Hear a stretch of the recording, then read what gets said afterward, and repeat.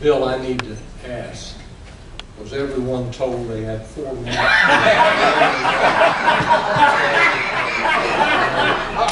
Was I told 4 minutes so that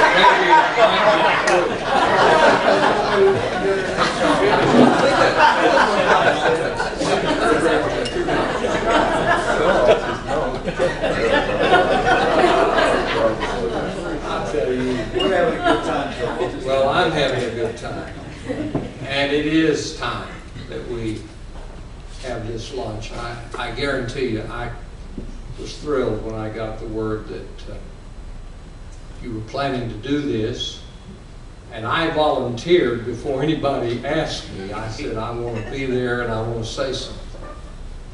So I'm glad you allowed me the opportunity to do that. I speak too for Bill Brewster, who could not be here. He's another one of those whose life and whose commitment to all the things that have drawn us here this evening shaped his life and shaped his ministry. And he remembers the night, David, that you called him at 11:30 and said, David had been working for us part-time for about a year, maybe about that, and said, Bill, I love doing this. And there's enough work here for me to do it full-time. Do you want me to do that? And Bill said, yeah, David, that'd be great. And if you could raise the money to pay your salary, we'd be glad for you to do it. And David did, and so he wound up, well, there was enough to do. It was.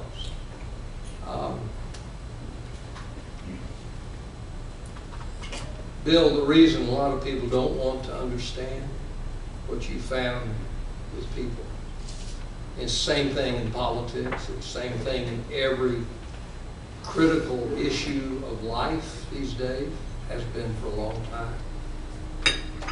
People don't want to know too much because then they have to make a decision. Right. They have to do something. And as long as they can pretend that it really doesn't matter and there's just a fuss going on and both sides are the problem and they can see problems here and problems there, and they don't want to analyze the difference, because if they do, they have to take sides.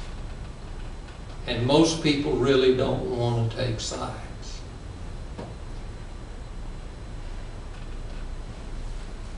And one of David's great gifts to us has been that he knew which side he was on early on, and he pushed people with information and with expectation and with a passion to make up their mind and show up and vote. And we are who we are today because of that conviction in him and in many others.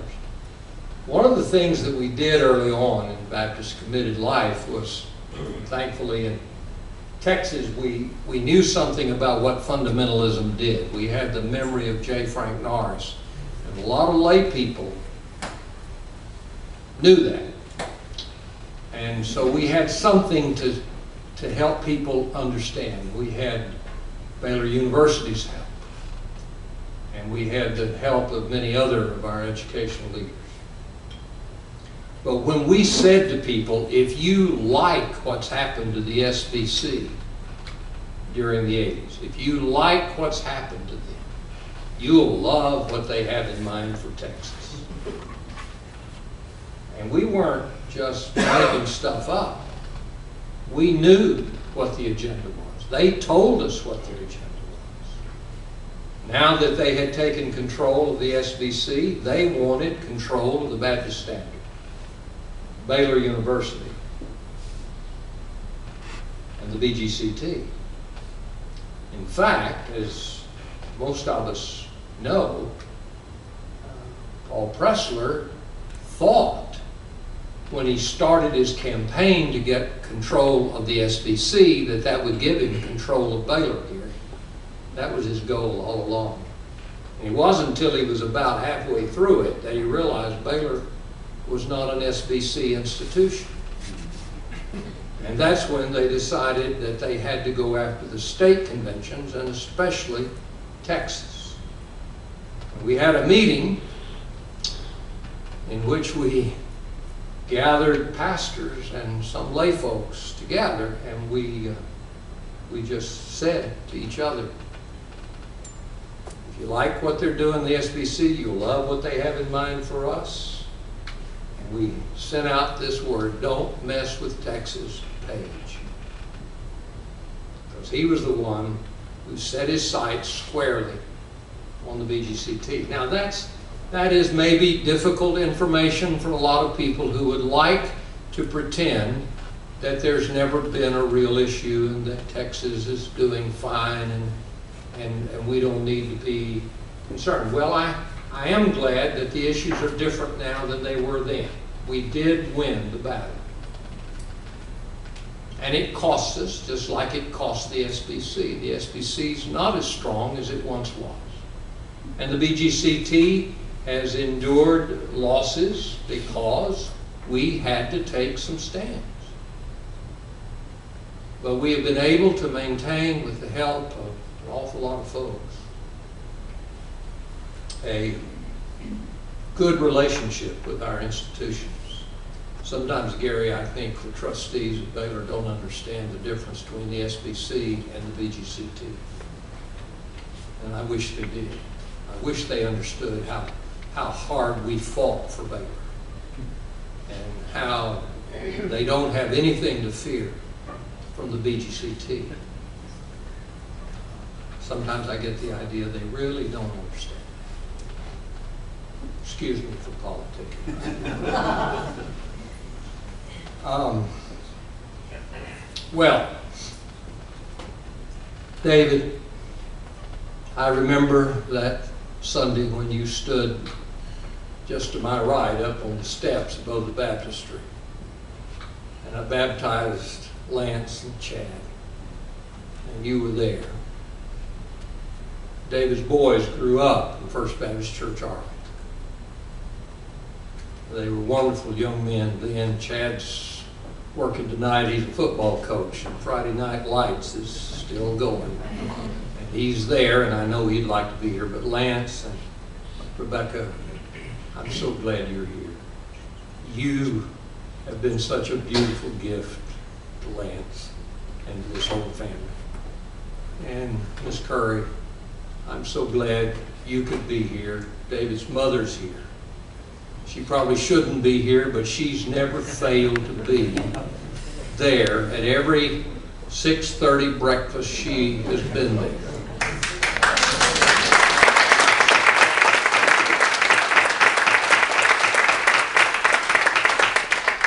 And Loretta, thank you for your steady, stalwart support. It's not easy.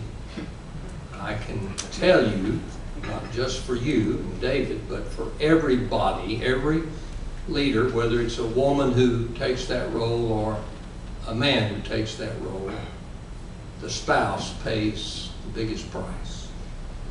And I thank you for your support and encouragement and encouraging him in what he did for us and for Texas Baptists and for the Baptist movement.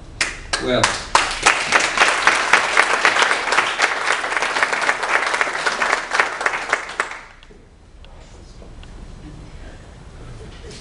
Rosemary is the one who helps me remember everybody in the family. Carolyn, thank you too.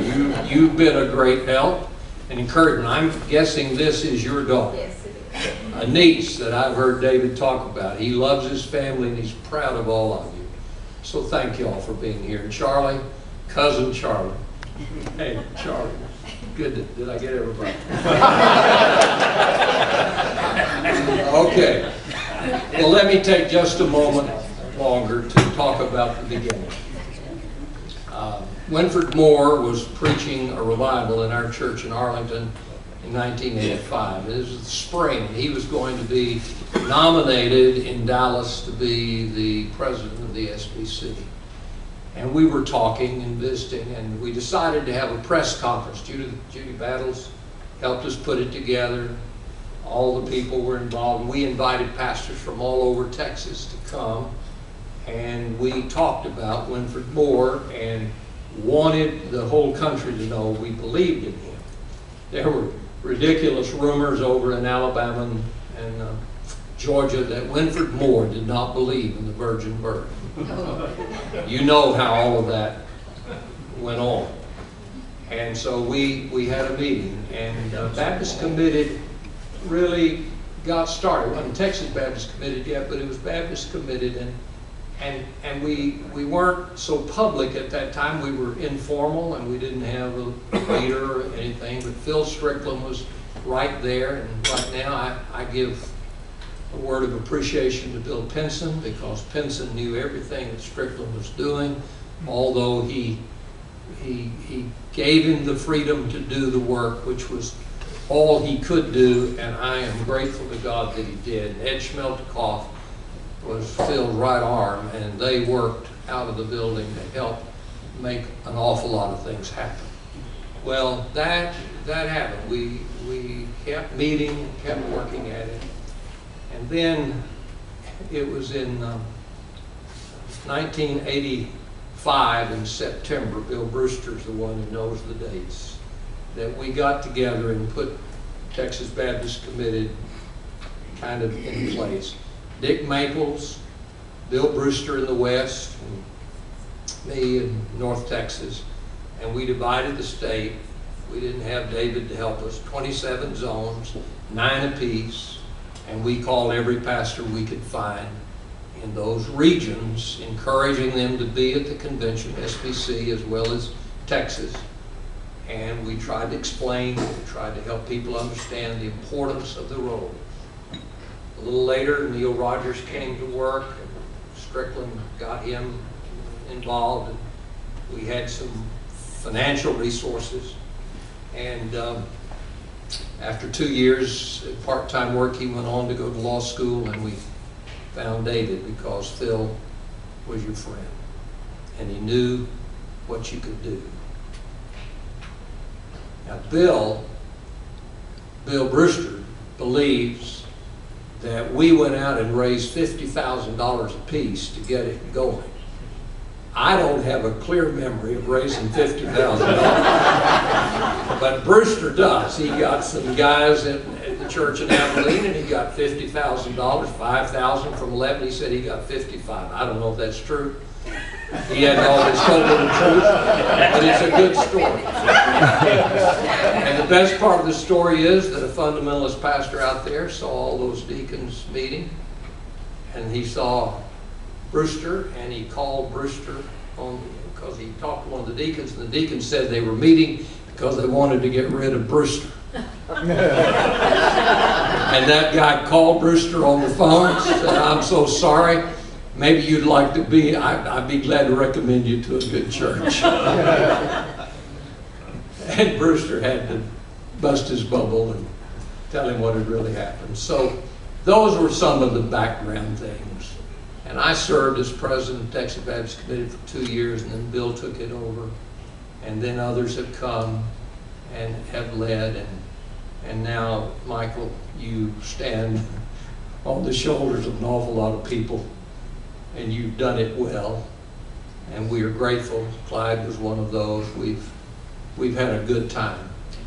And through all the difficulties we've been through, one of the things that always encouraged me when I was disappointed in some people and disappointed that we weren't able to win the battle in the SBC, I gave thanks to God, because if it hadn't been for this, there are an awful lot of people, including many of you in this room, that I never would have known.